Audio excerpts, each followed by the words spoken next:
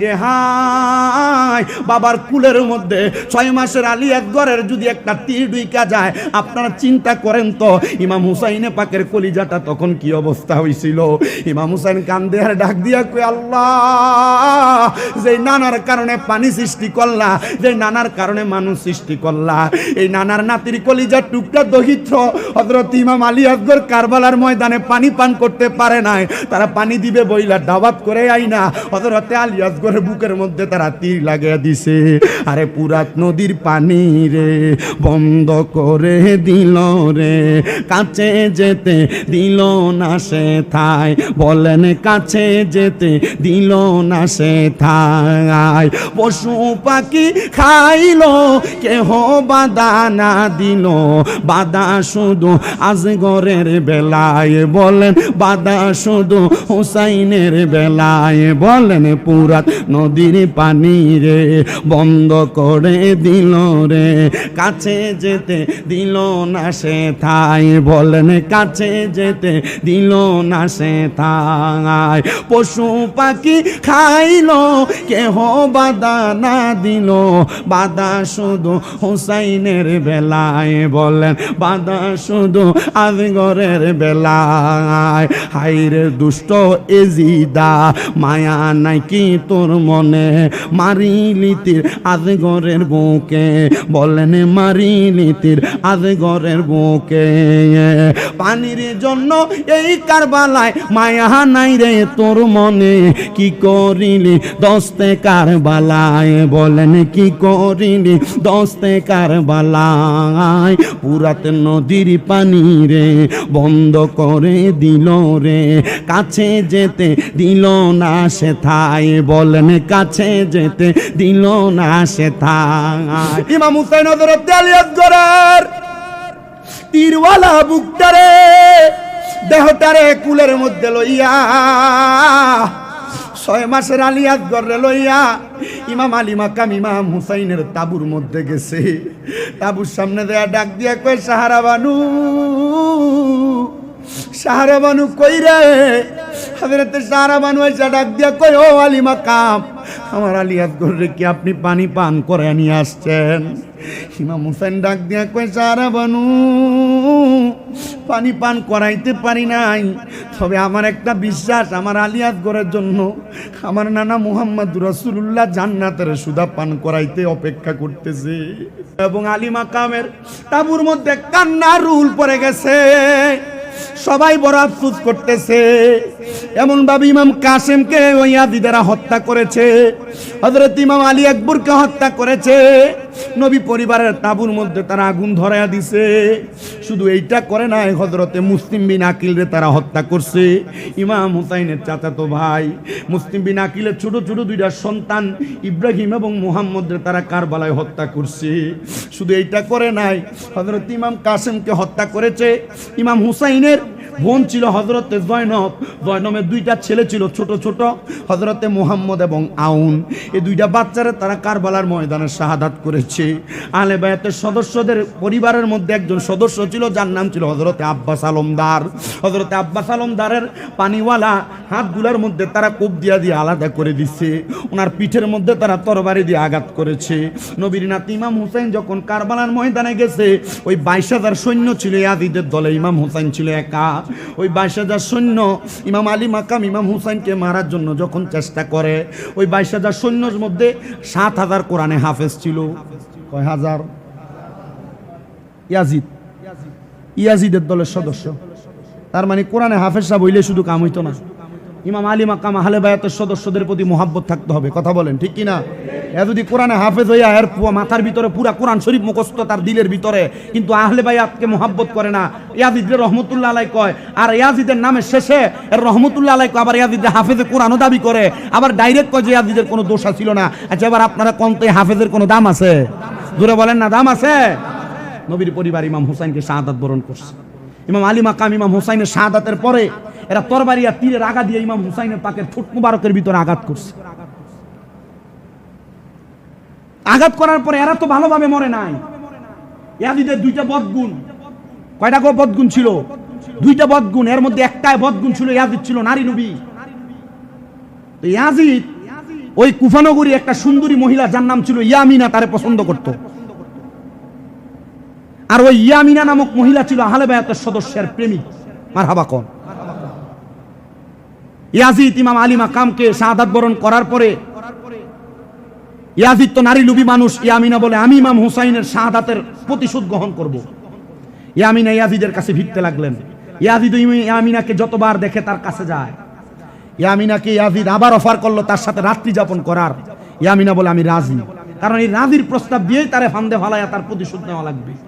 ইয়ামিনা এই কথা বইলা ইয়াজিদ বলে চলো আমরা মরুভূমির মাঝখানে যায়া আমোদ ফুর্তিতে লিপ্ত হই। ইয়াজিদ বলে চলো ঘোড়ার পিঠে ওঠো। ইয়ামিনা কয় না, কারণ ইয়ামিনা জানে ইয়াজিদের লগে বসলেই সে আমার সাথে কুকীর্তি করার চেষ্টা করবে। ইয়ামিনা বলে তুমি তোমার ঘোড়ায় যাও, আমি আমার ঘোড়ায় যাই। ইয়ামিনও চলে গেছে, ইয়াজিদও গেছে যুদ্ধের ময়দান থেকে ত্যাগ কইরা কুফানগরী থেকে মরুভূমির প্রান্তরে। মরুভূমির মধ্যে রাত্রবেলা একটু ঠান্ডা ভাব লাগে, যে ঠান্ডা সহ্য করতে পারে না মানুষ। ইয়ামিনা বলে আমি ওইখানে যায়া ইয়াজিদ আমার দিকে আসতে লাগে আমার দেহ ভোগ করার জন্য। আমি ইয়াজিদকে বলছি ইয়াজিদ দেহ তো ভোগ করবা, আগে একটু মদ পান করো। ইয়াজিদের দুই স্বভাব, নারী লোভ এবং মদ পান করা। ইয়াজিদ রে ইয়ামিনা মদ পান করাইছে, এমন ভাবেই মদ পান করাইছে, করাইতে করাইতে ওই ইয়াজিদকে নেশাগ্রস্ত করে সেখানে অস্থির করে ফালায় রাখছে। ইয়ামিনা বলে আমি তার হাতগুলা বাঁধছি, তার পা গুলা বাইন্দা ঠিক ইমাম আলী মাকাম ইমাম হুসাইনের গলায় সে যেমনি ছুরি চালাইছে, আমি ইয়ামিনা ওই ইয়াজিদের গলায় এমনি ছুরি চালাইয়া গর্দানটা আলাদা করছি একদিকে আর দেহটা আলাদা করছি একদিকে। ইয়ামিনা বলে আমি তাকায় দেখলাম ঘোড়ার পিঠে ওঠার পর ইয়াজিদের দেহটাকে শিয়ালে আইসা টাইনা টাইনা ছিঁড়া খাইতেছে, শুধু তার কল্লাটা পড়ে রইছে। পরের দিন ইয়াজিদের সেনাপতিরা খুঁজতে খুঁজতে ইয়াজিদরে পায় না, আইসা শুধু কাটা কল্লাটা পাইছে। মানুষ দেখার জন্য ইয়াজিদের গর্দানটারে নিয়া কুফানগরীর বড় রাজপ্রাসাদের উপরে রাখছে। এই কুফার মানুষ দেখো, আমাদের নেতা ইয়াজিদ ইন্তেকালের পরে তার শুধু গর্দানটা আছে। কুফার মানুষ কয় হায় রে আফসোস, আফসোস নবী পরিবারের গলা কাটছো তুমি, গর্দান আলাদা করছো তুমি, ওই গর্দানের উপরে তরবারি চালাইছো, তরবারি দিয়ে আঘাত করছো ইমাম হুসাইনের ঠোঁট মোবারকে, তোমার অবস্থা এমন হবে আমরা দেখে অবাক হয়ে গেছি। নবী বংশের পরিবাররা বলে আমরা তাকাইয়া দেখলাম ইয়াজিদের নাকের এক ছিদ্র দিয়া চিকন চিকন সাপ ঢুকে আর আরেক ছিদ্র দিয়া বের হয়। এমন লানতের মরণ ইয়াজিদের হইছে। মার কান্দন সীমার শুনল না জগতে, আল্লাহ শুনল না জগতে, বলেন মা ফাতেমার কান্দন সীমার শুনল না জগতে, আল্লাহ শুনল না জগতে। কান্দে মা ফাতেমা, কান্দে মা ফাতেমা, হোসেন হারা শোকেতে, মা ফাতেমার কান্দন সীমার শুনল না জগতে, আল্লাহ শুনল না জগতে। কারবালার ময়দানে নবীর বংশ শহীদ হইল, সেই দিন হইতে ইয়াজিদের দল ঈমান হারা হইল। নবীর প্রাণ হুসাইনের গলায়, নবীর প্রাণ হুসাইনের গলায় সিমর ছুরি চালাইল, মা ফাতেমার কান্দন সিমর শুনল না জগতে, আল্লাহ শুনল না জগতে। পানি পানি করে শহীদ হইল যেই দিন কারবালায়, নিষ্ঠুর বেদিন হামলা চালাই নবী বংশের কাফেলায়। এমন নিষ্ঠুরের কাজ, এমন নিষ্ঠুরের কাজ দেখি নাই আর চোখেতে, মা ফাতেমার কান্দন সীমার শুনল না জগতে, আল্লাহ শুনল না জগতে।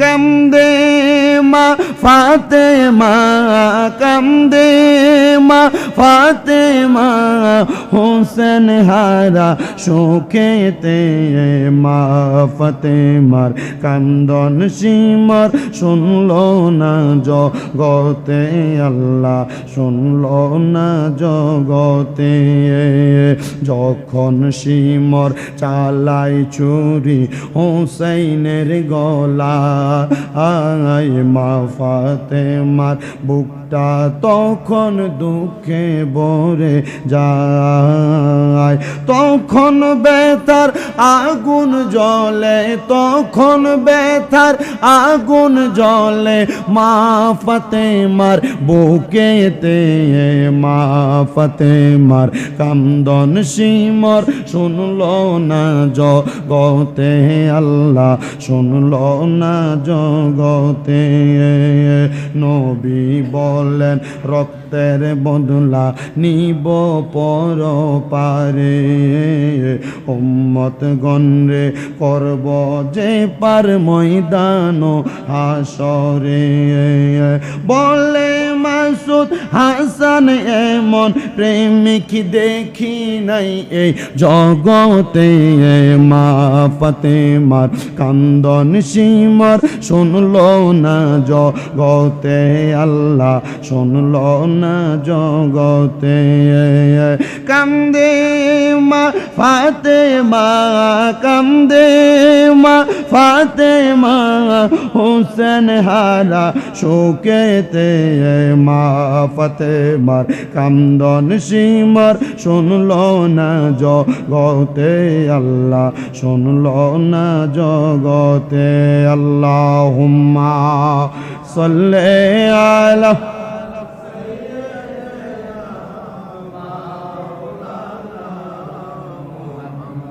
وعلى آل مولانا لا إله لا ذكر لا إله لا لا لا إله لا لا إله إلا الله لا إله لا إله لا إله নামাজ রোজা চাইর না কেহ মা বাবার খেদমত চাইর না আমার নবীর দুরুদ হইল না আমার নবীর দুরুদ আমার নবীজি তোমায় ভুলবে না লা ইলাহা লা ইলাহা লাই লাই লা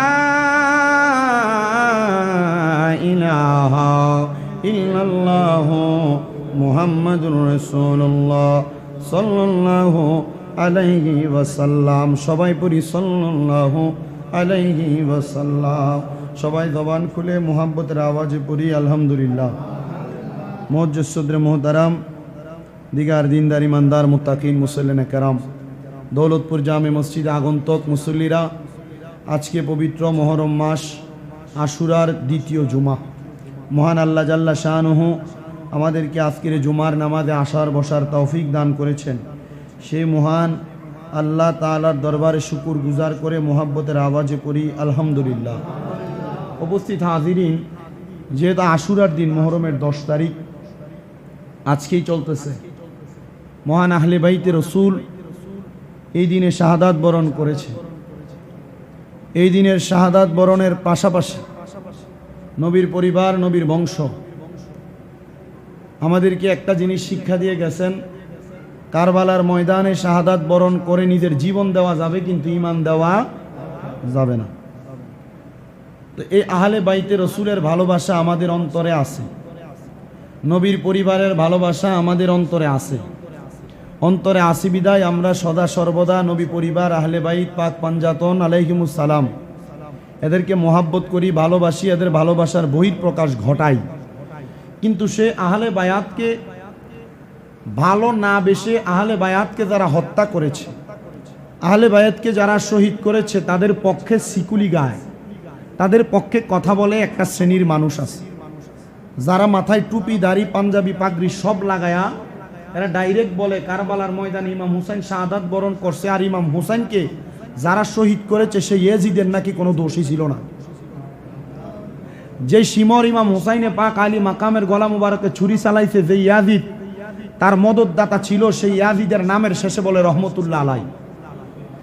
যে ইয়াজিদকে তারা হাফেজে কোরআন দাবি করে, যে ইয়াজিদকে তারা দাবি করে যে কারবালার ময়দানে ইমাম আলী মাকামের শাহাদাতের পেছনে যদিও তার হাত থাকে কিন্তু তার কাফের বলা যাবে না। এটা ডাইরেক্ট প্রমাণ। আপনারা যারা ইউটিউব, সোশ্যাল মিডিয়া, ফেসবুকে শায়েখ আহমদুল্লাহ নামে চিনেন, একবারে বড় হুজুর, লম্বা চূড়া হুজুর, খুব লম্বা চূড়া হুজুর দাবি কইরা ইয়াজিদরে সে কাফের বলতে চায় না, ফাসিক বলতে চায়। আমার কথা হচ্ছে নবীর নাতির গলা মুবারকে ছুরি চালায় যারা নবীর কলিজায় আঘাত দিছে তারা কাফের বলতে যার দ্বিধাদ্বন্দ্ব সে আস্তা কাফের। কথা ঠিক আছে? আজকের আলোচনার সাবজেক্ট, মূল ধারাবাহিকতা, নবীর বংশের সাথে যারা বেঈমানি করেছে অথবা নবী পরিবারের সাথে যারা বেঈমানি করেছে, বিদ্বেষ প্রকাশ করে, পূর্বে যারা করেছে, বর্তমান যারা করে, ভবিষ্যতে যারা করবে, তাদের অশুভ পরিণাম। আর ইমাম আলী মাকাম ইমাম হুসাইন রাদিয়াল্লাহু তাআলা আনহুকে যারা শাহাদাত করছে, দুষ্ট আব্দুল ইবনে জিয়াদ ইয়াজিদ এবং পাপাচার শিমর যে ছুরি চালাইছে, তারার মরণের পরে মরার সময় কি অবস্থা হয়েছে আমরা চেষ্টা করব সে বিষয়ে কথা বলতে। আল্লাহ আমাকে বলার, আপনাদেরকে শোনার তৌফিক দান করেন। সবাই পড়েন আমিন। আমার প্রিয় মুসলমান ইমানদারেরা, গভীর মনোযোগ দিয়ে বয়ান শ্রবণ করার চেষ্টা করবেন। নবী পরিবারের প্রতি বিদ্বেষ করা, কারবালার ময়দানে যারা শাহাদাত বরণ করেছে তাদের প্রতি বিদ্বেষ করা, অথবা তাদেরকে যারা শাহাদাত করেছে তাদেরকে কাফের বলা যাবে না এমন মন্তব্য যারা করে, তাদের অবস্থা কোরআনে কি বলে একটু শোনেন। আল্লাহ পাক রব্বুল আলামিন কুরআনুল কারীমের সূরা আহজাবের 57 নম্বর আয়াতের মধ্যে আমার আল্লাহ তাআলা বলেন, ইন্নাল্লাযীনা ইউযুনাল্লাহা ওয়া রাসূলাহু লা'আনাহুমুল্লাহু ফিদ দুনিয়া ওয়াল আখিরাতি ওয়া আ'আদ্দা লাহুম আযাবাম মুহিনা। জবান খুলে চিৎকার মেরে জোরে জোরে পড়েন আল্লাহু আকবার। এই আয়াতের তাফসীর করতে গিয়ে আল্লামা আহমদ রেজা খান ফাজিলে বেরলভী রহমতুল্লাহ আলাইহি ওনার তাফসিরে কানজুল ঈমান, হযরত আহমদ ইয়ার খান নঈমি রহমতুল্লাহ আলাইহি উনি ওনার তাফসিরে নুরুল ইরফানের মধ্যে বর্ণনা করতেছেন, নিশ্চয়ই যারা আল্লাহ এবং তার রাসূলকে কষ্ট দেয় দুনিয়া এবং আখিরাতে তাদের জন্য রয়েছে অভিশাপ। 2 নাম্বার, আল্লাহ তাদের জন্য লাঞ্ছনার শাস্তি প্রস্তুত করে রেখেছেন। আল্লাহ তারা কারা? বলে যারা আমি আল্লাহকে কষ্ট দেয় এবং আমার রাসূলকে কষ্ট দেয় তাদের জন্য আমার আল্লাহ তাআলা দুনিয়াতে লানত প্রদান করেছে, আর তাদের জন্য আখিরাতে আমার আল্লাহ তাআলা শাস্তি প্রদান করবেন বলে স্বীকৃতি দিয়েছেন। ও আল্লাহ গো, আপনি বলেন না কারা আপনাকে কষ্ট দেয়, আপনার রাসূলকে কষ্ট দেয়? আল্লাহ জানাতেই বান্দা, যারা আমার রাসূলকে কষ্ট দেয় তারা স্বয়ং আমি আল্লাহর কষ্ট দেয়। এবার আমার রাসূল মুহাম্মদ মুস্তাফা সাল্লাল্লাহু আলাইহি ওয়াসাল্লাম মদিনার তাজদার হুজুর পুরনুর সাল্লাল্লাহু আলাইহি সাল্লাম নবী আমার বলেন, উম্মত শোনো, দুনিয়ার জমিনে তারাই আমি নবীরে কষ্ট দেয় যারা আমার ইমাম হাসান আর হুসাইনকে কষ্ট দেয়, যারা আমার খাতুনে জান্নাত ফাতেমারে কষ্ট দেয়, তারা আমার মাওলা আলীরে কষ্ট দেয়। ইয়া রাসূলুল্লাহ, ওগো মায়ার নবী, কারা তারা আপনার নাতিদেরকে কষ্ট দেয় নবী গো? আপনি একটা বার বলে দেন না কারা আপনার বংশধরকে কষ্ট দেয় আর তাদেরকে কষ্ট দিয়া আপনি নবীকে কষ্ট দেওয়ার গুনাহ কামাই করে? নবী আমার বলে তারা আর কেউ না, তারা হলো আমি নবীর কলিজার টুকরা সাহাবী হযরতে আমিরে মুয়াবিয়া রাদিয়াল্লাহু তাআলা আনহুর সন্তান যে ইয়াজিদ, তার ব্যাপারে আমার আল্লাহ তাআলা লানত প্রদান করেছে, আমার নবী লানত প্রদান করেছে। যখন খেলাফতের রাজনীতি শেষ হয়ে যাবে রে মুসলমান ইমানদারেরা, একটু মন মনোযোগ দিয়া শোনেন রে, মনোযোগ দিয়া। যখন ইয়াজিদের আব্বা ইন্তেকাল করলো, ইন্তেকাল করার পর ইয়াজিদ বলে আমার কাছে ক্ষমতা যদি না আসে আমি এই ক্ষমতার অধিকারী আর কাউকে হতে দিব না। তখন ইয়াজিদ চিন্তা করলো ইয়াজিদের চাইতে সবচাইতে বেশি ক্ষমতাওয়ালা তিনজন ব্যক্তি ছিল। এর মধ্যে ছিল ইমামে আলী মাকাম ইমাম হাসান রাদিয়াল্লাহু তাআলা আনহু, 2 নাম্বার ছিলেন হযরতে আব্দুল্লাহ ইবনে জুবাইর রাদিয়াল্লাহু তাআলা আনহু, 3 নাম্বার ছিলেন হযরতে আব্দুল্লাহ ইবনে ওমর রাদিয়াল্লাহু তাআলা আনহু। ইয়াজিদ বলে আমারে যদি ক্ষমতা না দেয় তাদেরকে আমি ক্ষমতায় বসতে দিব না। 10,000 সৈন্য পাঠাইছে নবীর নাতি ইমাম হাসানের কাছে। ওই ইমাম হাসান, আপনি খেলাফতের রাজনীতি করা লাগবে না, আপনি আমার কাছে বায়াত গ্রহণ করেন। আচ্ছা বলেন বায়াত গ্রহণ করবে যার হাতে, তারে যদি বলে আমার হাতে বায়াত গ্রহণ করেন, এটা তো বেমানান বেমানান বেমানান। নবীর নাতি ইমাম হাসান বলে না, মানবো না। তুমি যদি এখানে খেলাফতের রাজনীতি কায়েম করতে চাও, তোমার বদৌলতে আব্দুল্লাহ ইবনে জুবাইরকে বসানো হবে, আব্দুল্লাহ ইবনে ওমরকে বসানো হবে, তবে তুমি ইয়াজিদকে এই আসনে বসানো হবে না। কারণ কি? কারণ হাদিস প্রমাণ করে ইয়াজিদের 2টা বদ খাসিয়ত ছিল। 1 নাম্বার খাসিয়ত ছিল ইয়াজিদ ছিল নেশাখোর, 2 নাম্বার খাসিয়ত ছিল ইয়াজিদ ছিল একজন নারী লোভী মানুষ। যদি ক্ষমতার আসনে বসে, আসনের বসার আগে এলাকার নতুন নতুন সুন্দরী মহিলাদেরকে আইনা ওই ইয়াজিদ তাদের সঙ্গে পাপাচার করত।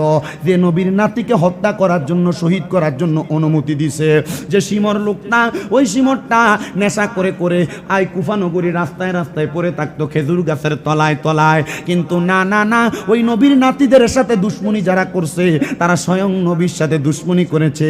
আর আল্লাহ কয় যারা নবীর সাথে দুশ্মনী করব গো, তারা যেন স্বয়ং আমি আল্লাহর সাথে দুশ্মনী করে। আর যারা আমি আল্লাহর সাথে দুশ্মনী করে, লানা হুমুল্লাহু ফিদ দুনিয়া ওয়াল আখিরা, তাদের জন্য দুনিয়া এবং আখিরাতের মধ্যে লানত। নবী গো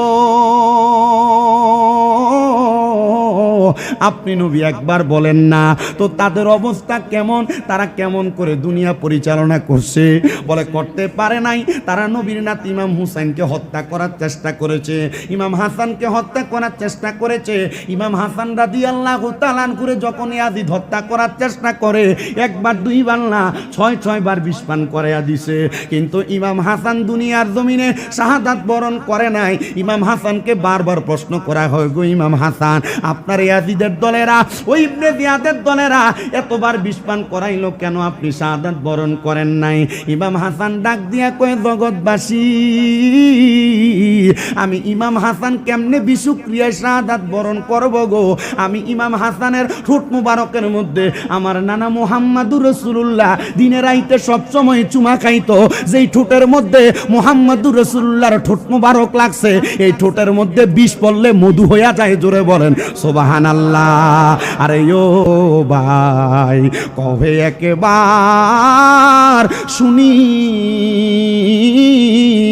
আর কে তোমারে খাওয়াইলো জহর, রাসূলের পরানি রে বাইরে আমার সোনার চন্দ্রমণি। আকাশ কান্দে বাতাস কান্দে, কান্দে দরিয়ার পানি। আর 2 পুত্র হারাইয়া কান্দে জান্নাতে ফাতেমা জননী গো, বাইরে আমার সোনার চন্দ্রমণি। আল্লাহ বলে ও জিবরাইল যাও না রে চলিয়া, আর 70,000 ফেরেশতা আনো জানাজার লাগিয়া গো, বাইরে আমার সোনার চন্দ্রমণি। ছোট ভাই কই বড় বাইরে, ও ভাই কেমনে যাও চলিয়া? আরে আজকে থেকে গেলাম গো আমি বাইহারা হইয়া গো, বাইরে আমার সোনার চন্দ্রমণি। ও ভাই কহে একবার শুনি, আর কে তোমারে খাওয়াইল দর রাসূলের পরানি রে বাইরে আমার সোনার চন্দ্রমণি। একটা জবান বন্ধ রাখবেন না, চিৎকার মেরে বলেন আল্লাহু আকবার। এ আমার দৌলতপুর মুসল্লি বাবারা, জুমা মসজিদের মধ্যে বৈশা নবী পরিবারকে হত্যা করার ষড়যন্ত্র করেছিল ওই দুষ্ট পাপাচারী ইয়াজিদ। নবীর বংশের কলিজা খাওয়ার জন্য, নবীর বংশকে আঘাত করার জন্য কত রকমের পায় তারা করেছে। ওই ইয়াজিদ ডাক দিয়া কয়, জগৎবাসী কেউ যদি আমার কাছে বায়াত গ্রহণ না করে তার গর্দান আলাদা করা হবে। নবীর নাতি ডাক দিয়া কয়, গর্দান দিব তবু তোমার কাছে বায়াত নিব না। কেন গো ইমাম হুসাইন, কেন গো ইমাম হাসান আপনি বায়াত নিবেন না? বলে ইয়াজিদের স্বভাব ভালো না। যদি নবী পরিবার তাকে অনুসরণ করা শুরু করে দেয়, ইয়াজিদ মানুষের উপর স্টিম রোলার চালাইব, এমন বাজে ভাবে মানুষগুলার উপরে অত্যাচার করব, এজন্য আমরা তার সঙ্গে বায়াত নিব না। দল হয়ে গেল দুইটা। একটা দল চলে গেল কুফানগরীতে রাজনীতি করার জন্য, আর একটা দল চলে আসলো মক্কা এবং মদিনায় রাজনীতি করার জন্য। মক্কা মদিনার রাজনীতি যারা করে, খেলাফত যারা চালায়, তারা হলো নবী পরিবার আহলে বায়াতের সদস্য। কুফানগরীতে যারা আছে তারা হলো ইয়াজিদের দলেরা। ওই ইয়াজিদের দল এবং মদিনাবাসীর মধ্যে কোনো সুরা হয় না। ইয়াজিদ বারবার নবী পরিবারকে চিঠি দেয় কারবালার ময়দানে যাওয়ার জন্য, কুফানগরীতে যাওয়ার জন্য। একে একে করে 1250 চিঠি পাঠাইছে আহলে বায়াতের সদস্যের কাছে। তারা ডাক দিয়া কয়, না পারবা না, কারবালার ময়দানে নিতে পারবা না। কারণ ইমাম হুসাইন যদি কারবালার ময়দানে যায়, তোমরা ইয়াজিদের দলেরা ইমাম হুসাইনের আব্বার সঙ্গে বেঈমানি করেছ, ইমাম হুসাইনকে নিতে পারবা না। আলী মাকাম ইমাম হুসাইনও কারবালার ময়দানে যায় না। 1250 নাম্বার চিঠি দিয়া যখন পাঠাইছে, শেষবার আলী মাকাম 72 জন সদস্য নিয়ে কারবালায় গেছেন। কিন্তু কুফানগরী থেকে পথ ঘুরে কারবালার ময়দানে যখন ইমাম হুসাইন যায়, ইমাম আলী মাকামের সঙ্গে তারা যুদ্ধ করতে সামনে আগায় না। বলে, কেন গো যুদ্ধ করতে আগাও না? বলে, নবী পরিবারের সঙ্গে যুদ্ধ করবো কেমনে? ইমাম হুসাইনের দিকে তীর মারলে তীরটা গায়ে বিভাবে কেমন জানি ডাইনে বামে চলে যায়, ইমাম হুসাইনের গায়ে লাগে না। কারণটা কি বলো না? বলে, নবী পরিবারের কলিজার টুকরা ইমাম হুসাইন রাদিয়াল্লাহু তাআলা আনহু, ওনাকে পাহারা দেওয়ার জন্য আল্লাহ রহমতের ফেরেশতা আসমান থেকে দুনিয়াতে পাঠাইছে। ওগো হুসাইন,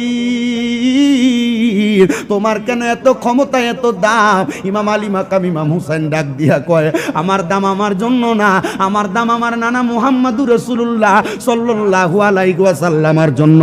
আমার আল্লাহ বলতে, আমার নবীর মাধ্যমে আমি আলী মাকাম ইমাম হুসাইন কারবালার ময়দানে শাহাদাত বরণ করার কারণে আমার যত ফোঁটা রক্ত মুবারক মাটির মধ্যে পড়বে, প্রত্যেক ফোঁটা রক্ত মুবারকের বিনিময়ে আমার নানার লক্ষ কোটি গুনাহগার উম্মতকে আমার আল্লাহ মাফ করে দিবে। বলেন সুবহানাল্লাহ।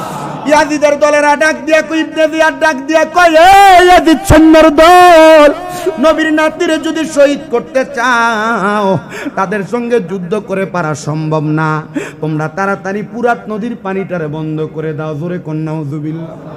এরা চিন্তা করলো, নদীর পানি যদি বন্ধ করে দেওয়া হয়, নবীর নাতি ইমাম হুসাইন রাদিয়াল্লাহু তাআলা আনহু পানি পান না করতে পারলে কারবালার ময়দানে শাহাদাত বরণ করবে।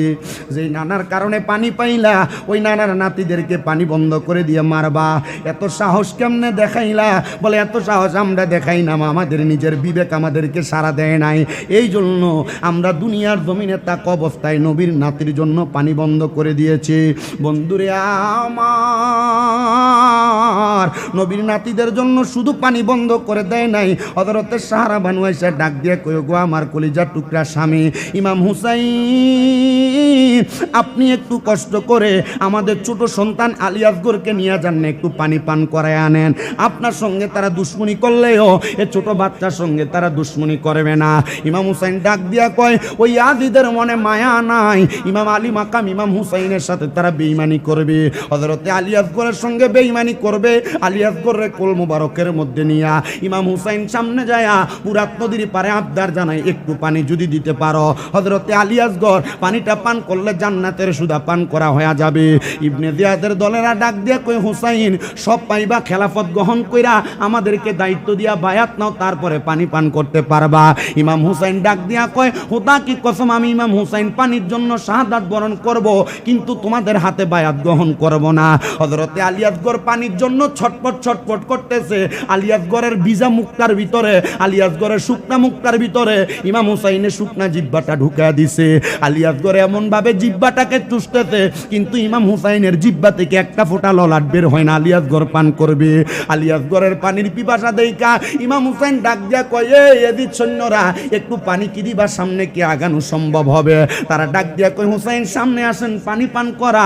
এই কথা বইলা সামনে নিয়া একটা তীর হযরতে আলিয়াসগড়ের বুক বরাবর এমন ভাবে মারছে, আলিয়াসগড়ের বুকটা একবারে ছিদ্র হয়ে গেছে।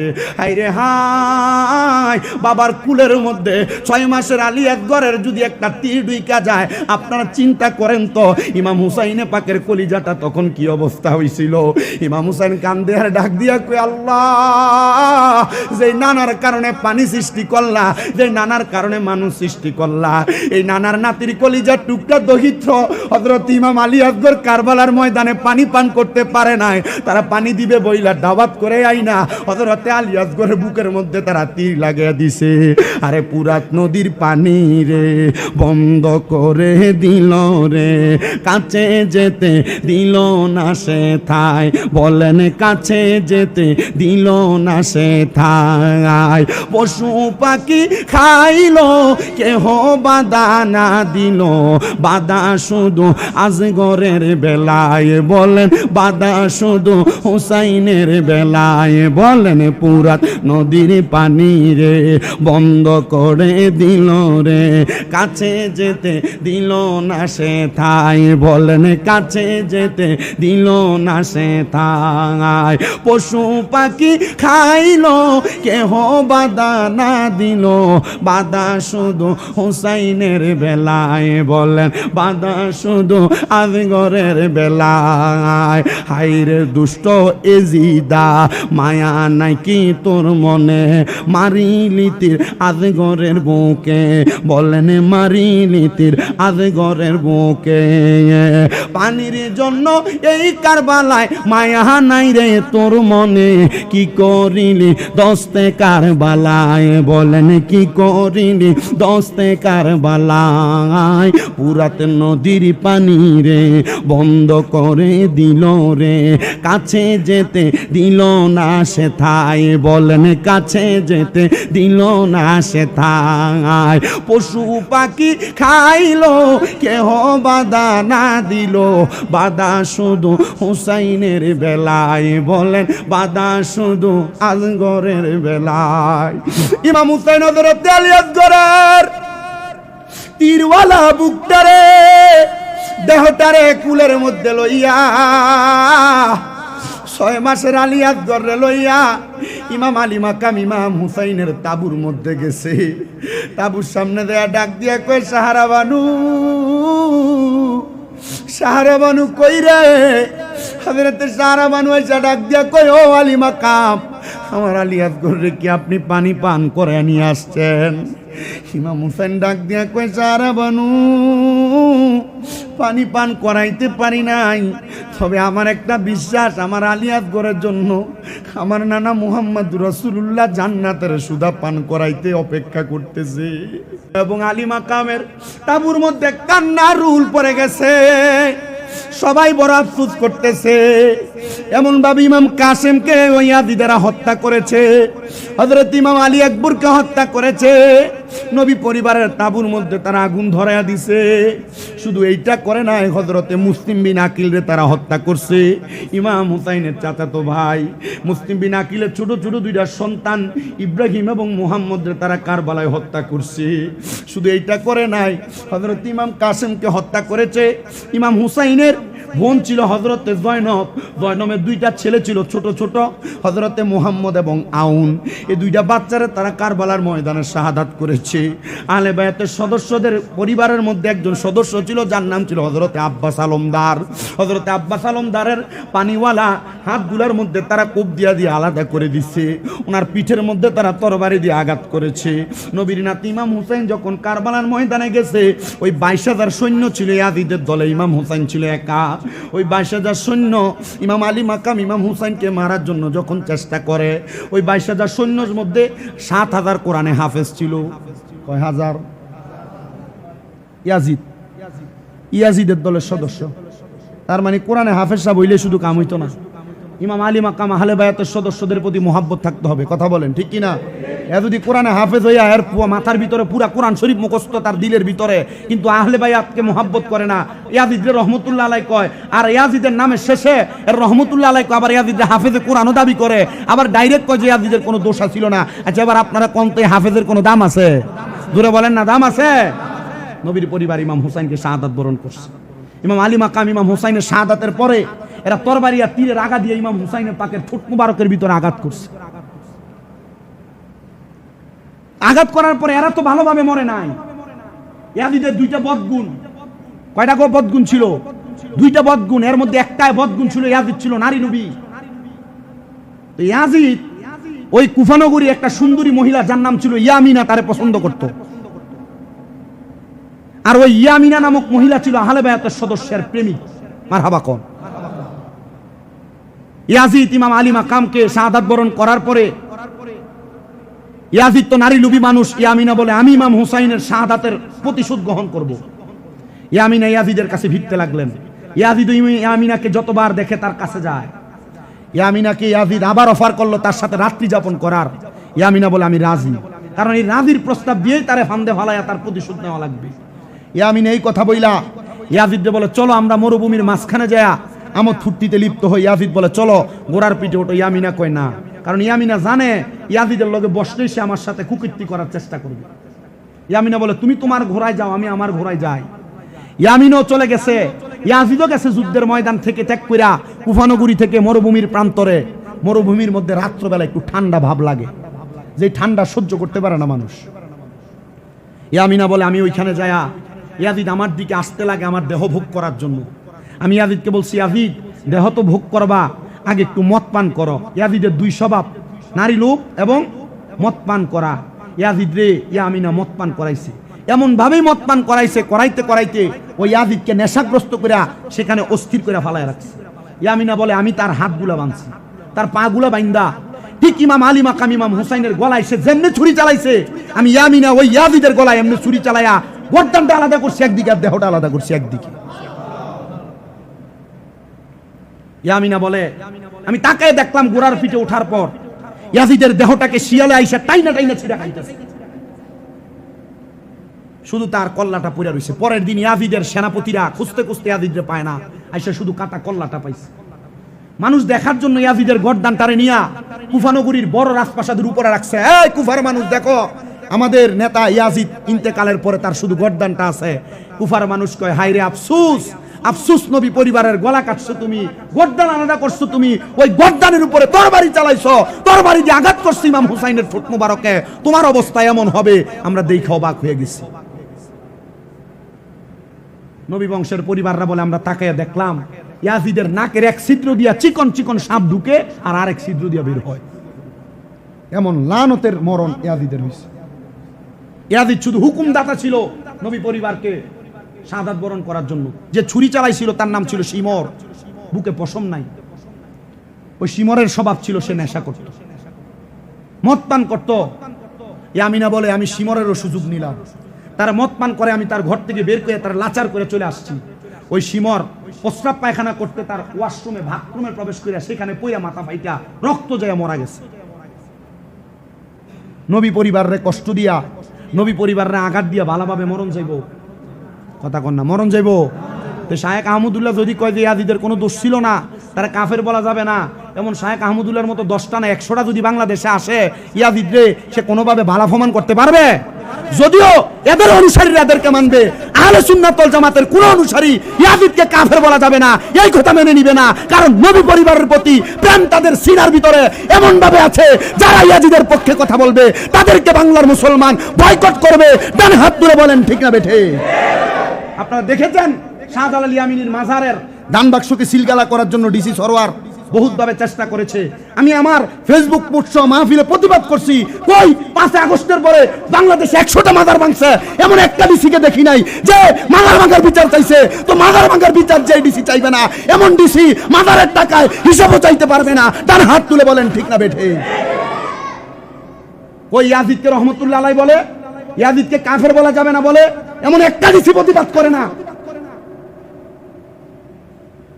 আমার ডাইরেক্ট কথা, আহলে বায়াতের মোহাব্বত যার ভিতরে নাই, সে যদি বাংলাদেশের প্রধানমন্ত্রী হয় তার সাথে আমার সম্পর্ক নাই।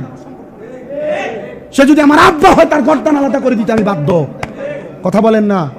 হযরত ওমর রাদিয়াল্লাহু তাআলা আনহু বাফের কল্লা ভাড়া দিছে নবীর শানে দুশমনি করার কারণে। আমাদের ডাইরেক্ট কথা, আমরা আহলে বায়াতকে স্মরণ করি, মোহাব্বত করি, তাদেরকে ভালোবাসি। আহলে বায়াতকে যারা মোহাব্বত করে আমরা তাদেরকে ভালোবাসি, কিন্তু ডাইরেক্ট কথা ক্লিয়ার মনে রাখতে হবে।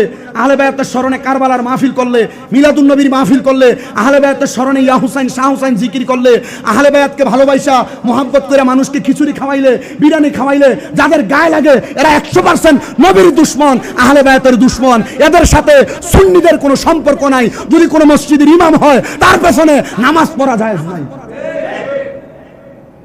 কথা ক্লিয়ার? কেন? কারণ কি? কারণ এরা আহলে বায়াতকে কষ্ট দিয়া নবীরে কষ্ট দিছে, নবীরে কষ্ট দিয়ে আল্লাহরে কষ্ট দিছে। আল্লাহরে যারা কষ্ট দেয় কয় লানা হুমুল্লাহু ফিদ দুনিয়া ওয়াল আখিরা, এদের উপরে দুনিয়া এবং আখিরাতে অভিশাপ। কে দিছে? দলিল চাইলে বলো সূরা আহজাবের 57 নম্বর আয়াত, আল্লাহ তোরার অভিশাপ দিছে, তোরার সাথে আমাদের কোনো সম্পর্ক। কথা কি বুঝছেন আপনারা? তাহলে নবী পরিবার আহলে বায়াতের দুশমন যারা, এদের সাথে সুন্নিদের কোনো সম্পর্ক নাই। আমরা কয় না যে তোমরা সুন্নি ওহাবি বাতিল এই দলটা ভাগাভাগি করো, এটা ফাইসু কই ইসলাম দেখতই কয় কি না? এই দলটা ভাগাভাগি তো কারবালার ময়দান থেকে হয়ে আইছে। কথা কয় না? দলটা ভাগাভাগি তো কারবালার ময়দান থেকে হয়ে আসছে। বলে কি লাগা? ইয়াজিদের মাথার ভিতরে ফাগড়িয়া ছিল না, শরীরে পাঞ্জাবি ছিল না, মুখে দাড়ি ছিল না। ইয়াজিদ ইমাম হুসাইনের পাককে শহীদ করার আগে কইছিল না তাড়াতাড়ি ইমাম হুসাইনের গলায় ছুরি দাও, আসরের নামাজ কাজ হয়ে যায়। এরও তো নামাজ পড়ছে, এরও দাড়ি লাগাইছে, এরও পাঞ্জাবি লাগাইছে, এরও পাগড়ি পড়ছে। তার মানে দাড়ি টুপি পাগড়ি পাঞ্জাবি নামাজ দিয়া ইমানদার না। ইমানদার হলো আহলে বায়াতের মুহাব্বত, নবীর প্রেম দিয়া। কথা বলেন না? তাহলে নবীর প্রেম আছে, তার সাথে সম্পর্ক আছে। নবীর প্রেম নাই, নিজের বাপ ভাই হলো তার সাথে কোনো সম্পর্ক। আল্লাহ কবুল করেন। আল্লাহুম্মা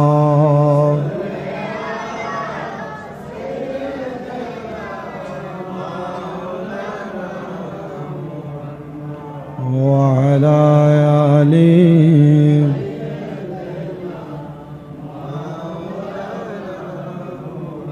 কারবালার করুণ কাহিনী কেমনে বলা যায়, কারবালার করুণ কাহিনী। নবীর আওলাদ শহীদ করলো, নবীর আওলাদ দুষ্ট সিদাই, কারবালার করুণ কাহিনী কেমনে বলা যায়, কারবালার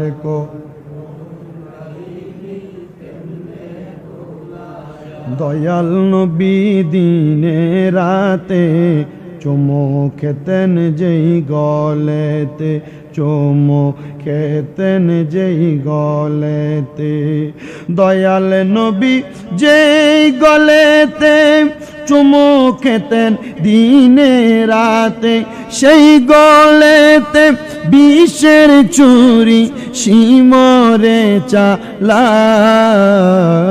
কারবালার করুণ কাহিনী কেমনে বলা যায়, কারবালার করুণ কাহিনী।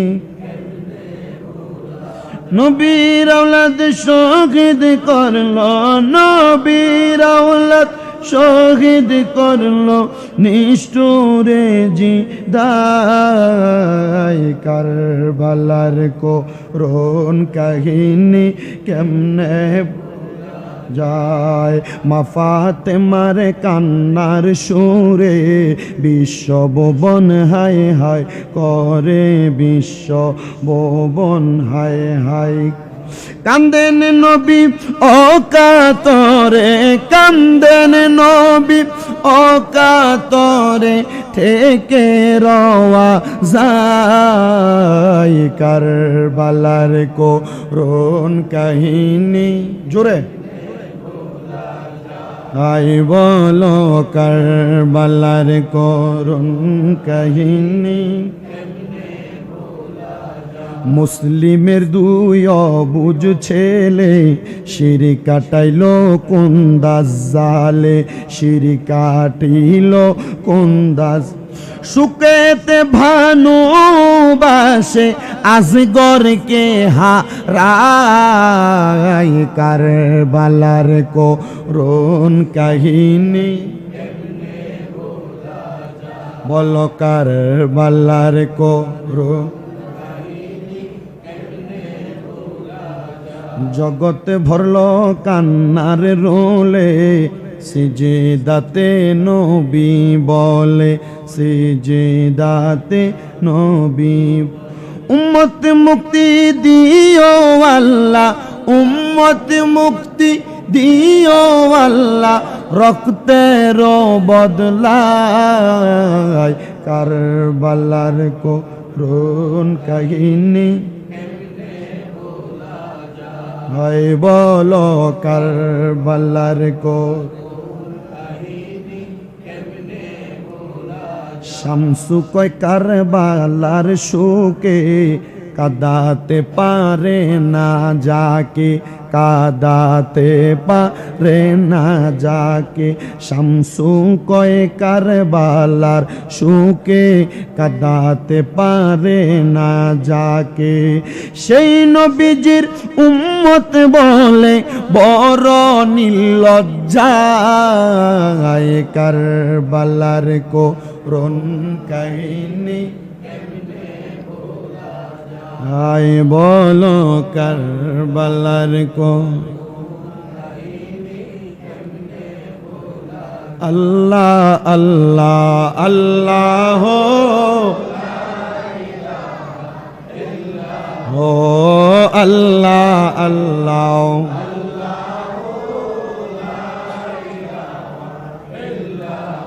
মা আমেনা স্বপ্ন দেখে গর্বে তাহার নূর, সেই নূরেরই নাম রাখেন আল্লাহ মুহাম্মদ রাসূল নবীজি আল্লাহ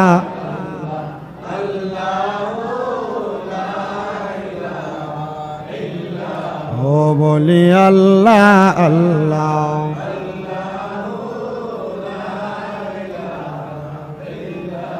মিলাদ কিয়ামে হাজির নবী দলিলে প্রমাণ, আসুন সবাই দাঁড়াইয়া সালাম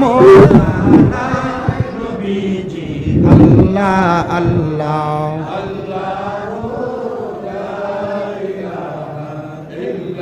ইয়া নবী সালাম ইয়া রাসূল ইয়া হাবিব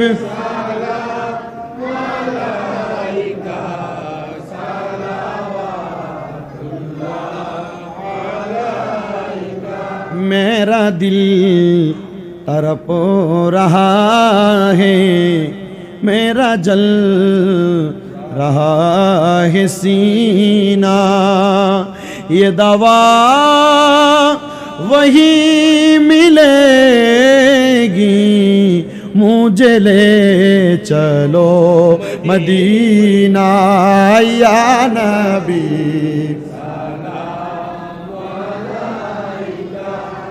या रसूल या हबीब सलाम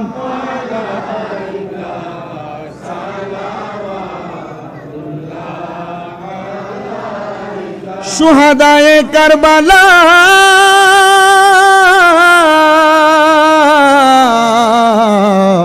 हजरत इमाम हुसैन जान देने की हालत पे लाख सलाम मुस्तफा